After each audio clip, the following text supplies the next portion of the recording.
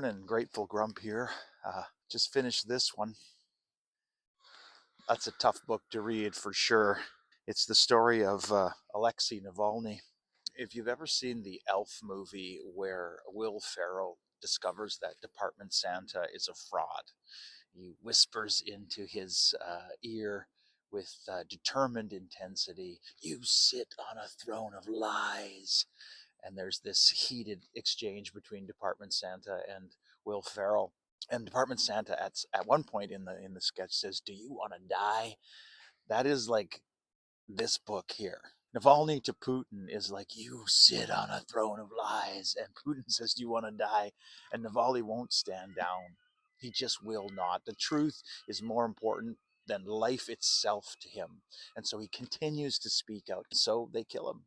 What's remarkable about the story is the first time he was poisoned, he was able to get out of Russia and could have escaped, but he willingly went back into Russia, was arrested on the first day of his return, and then he languished in prison for 3 years before they finally killed him. The whole throne of lies idea is just evidenced in every aspect of Russian society, according to Navalny.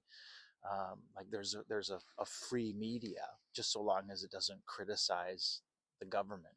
There is lots of political parties that you can vote for, just so long as Putin is always elected.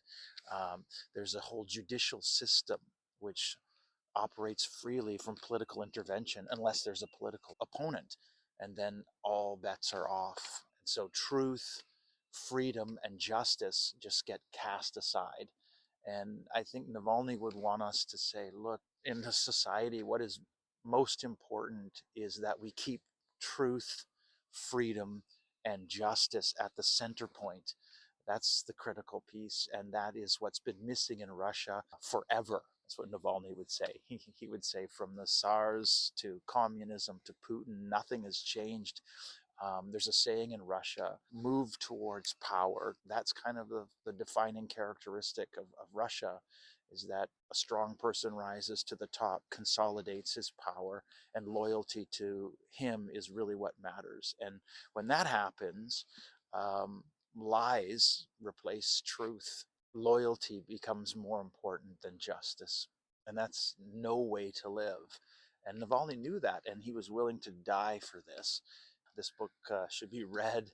It should be a cautionary tale for what's going on in the West as powerful leaders try to consolidate their power and crush opposition in increasing ways. Thanks for listening to the Grateful Grump book reviews from the Seawall Bench.